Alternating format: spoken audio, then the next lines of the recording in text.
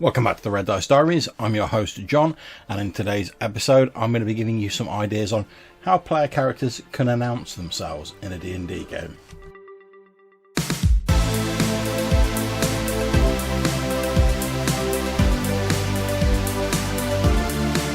Okay, so what do I mean when I say player characters introducing themselves?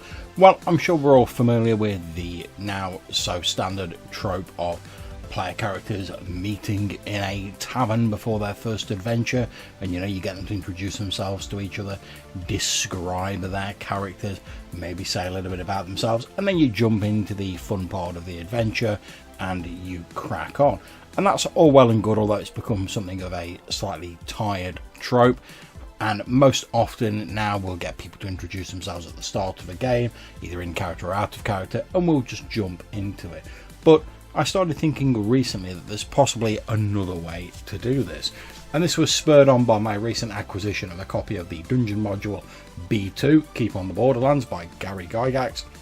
I picked up a used copy on eBay, as you'll have heard if you listened to my in used condition episode, and in that there is an interesting segment at the start of the book when it talks about approaching the keep, and it describes how the player characters could approach the keep. And then there's a little DM note that says, have each player identify his or her character's name and profession. Have them answer in their own words why they seek entrance to the place. If the answer sounds unnatural, assume the role of the corporal of the watch and begin to cross-examine the speaker. Now is the time to make the players realise that whatever they say, as speech or relating their actions, will be noted by you as the dungeon master and acted upon accordingly in whatever role is appropriate to the situation. A courteous and full reply might well win a friend amongst the soldiers, who might be of aid sometime. Rudeness and discourtesy may bring suspicion and enemies to trouble the course of things within the otherwise safe base area. When you are satisfied the scene is played out, have the group enter. And this got me thinking that this is a pretty interesting way of handling the PC introductions, by having an NPC ask them their business or what they want in the town. It establishes a quick interaction with an NPC, sets the tone for the area they're about to enter, and it gives the players a chance to slide into the persona of their character and start portraying them in a potentially fairly non-threatening sort of light scenario. But also, as it said in the Keep on the Borderlands, there can also be consequences from this encounter. So again, it's easing them into the idea of role-playing and the notion that there are consequences to their actions in this game world. And I really like that. Obviously, B2 was designed as an introductory module for characters level 1 to 3. So it takes things a little bit more softly and slowly leads players into it. But I still think this approach has an awful lot of merit and could be of great use to even experienced GMs and players in their game. And it doesn't just have to be the soldiers at a keep interrogating them. Perhaps they meet a traveller on the road who asks them where they're heading to, maybe shares their campfire, and you can tease a few details out of them during that encounter. And I think it's a great use of NPCs, and it also gets the player characters to interact with NPCs in a somewhat less confrontational environment. Now, there's nothing wrong with confrontation in games like D&D. After all, a part of the game is built on combat, but it's about achieving a balance. Another advantage of having an NPC speak to the player characters and try and tease out a bit of their background information and their history is you can establish in your mind what the players place a particular emphasis on. For instance, if a guy in a tavern asks the player characters what they're doing and where they're heading to, and one of the PCs spends a great deal of time talking about his military background as a soldier fighting in an army back in the day, then you can rightly intuit that this player wants to see some of that appear in the game in the future or have it affect the game as it progresses. And you can make arrangements to slide in a few scenes that deal with that or highlight those elements of a PC's background. Now, as I'm sure you're aware if you know me, I'm not a fan of massive player character backgrounds. I generally like a few bullet points because, and this is precisely why I'm not a fan of them, because I'd rather that sort of stuff be just sort of established roughly, and then it can be defined and built upon in-game in an interesting encounter or series of encounters that you play through, rather than just having a story that you as a GM have to read about stuff that happens before the actual game begins. Because let's face it, the game is supposed to be the exciting bit.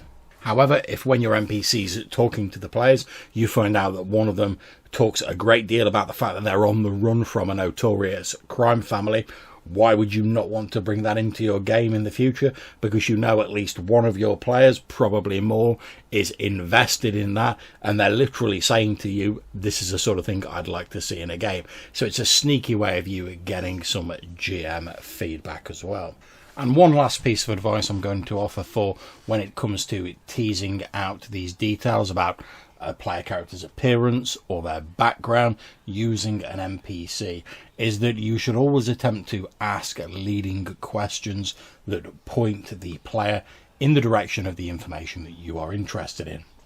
Because, as I've talked about before when I mentioned the tyranny of the blank page, it's often stated amongst artists that making that first mark on a blank page is the most intimidating, because before then you're just staring at the blank page and there's limitless possibilities of what you could draw or paint on it, and the sheer scope of the choices available can often lead to a sort of mental paralysis. When I was studying art at university, we were often taught that if you had a blank canvas, the first thing you should do is pick a neutral colour and just cover the whole canvas in it, because once you've done that and you've been thinking about decisions while you're doing it, you've made that first mark. Making the second is often a lot less intimidating. And it's a similar thing when it comes to RPGs. If you just, and whether this is feedback or character backgrounds, for instance with feedback, if you just say to the players after a game, what did you think of the game? You'll probably get some fairly generic feedback back, like, oh, yeah, it was okay, or yeah, I had fun, or stuff like that. And that's great, but it's not very useful. Whereas if you ask more leading questions, ones that sort of tell them and telegraph what specific information you want, you're much more likely to get some constructive feedback. Now, when it comes to NPCs questioning the player characters, and you've probably got a bit of basic background for them, again, asking leading questions can be a good way to get at the information you want, or to get the players thinking along a particular line. So let's return to our earlier example of the hypothetical man on the road that they've met. They're all sat around a campfire, they've made camp, they've determined watches, whatever. They're eating their iron rations or whatever other unappetizing fodder they have for the evening, and they're sat around the campfire chatting. Now, let's say for this hypothetical example that you have a player character who comes from the City of Thieves in your setting, and you know that, but you don't have a great deal more about him, and you can assume there may be a thief coming from the City of Thieves, but you don't have a great deal more detail. Perhaps you have this NPC roadman say to them, oh, I recognise that accent, it's from the City of Thieves, isn't it? Which of the guilds did you belong to? And straight away, you've not only sort of directed the player characters to fill in a bit of that information, but you've also been able to slip a bit of the lore of your setting into that conversation, i.e. the fact that there are guilds in the City of Thieves. But you've left it a little bit open for the player to sort of interpret it how they will. So they might interpret City of Thieves, oh, there's more than one Thieves Guild there. They may assume there's other types of guilds there.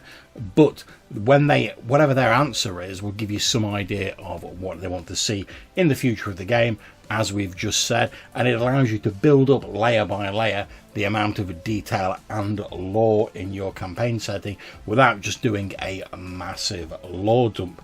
And obviously once they've answered the first question, you can then, based on their answer, have the NPC ask them some other questions, like fill in a few more details if you want. So let's say they go, oh yeah, I'm from the Black Rose Guild of Assassins. You might have the NPC look a little bit worried and say sort of like, oh, I'm not in any danger. I heard that the Black Rose Guild, they have a specific code that they follow. Is that right? And then the player character can maybe sort of elaborate on that and help you define the lore a little bit more. So you're not only getting the benefits I've described earlier, but also you're getting the players to help define and firm up some of the lore of your setting, giving it a little bit more texture and a little bit more depth. So there we are. There's a few suggestions and thoughts on getting player characters to introduce themselves in a game. Hope you've enjoyed the episode and you find this useful. If you'd like to get in touch, maybe tell us how you have player characters introduce themselves or how you tease information out of them, then you can get in touch in a number of different ways. You can leave us a voicemail message on SpeakPipe or Anchor, or you could send us an email to rddrpgpodcast@gmail.com. So until we see you again, take care, stay safe, and whatever you're playing, have fun.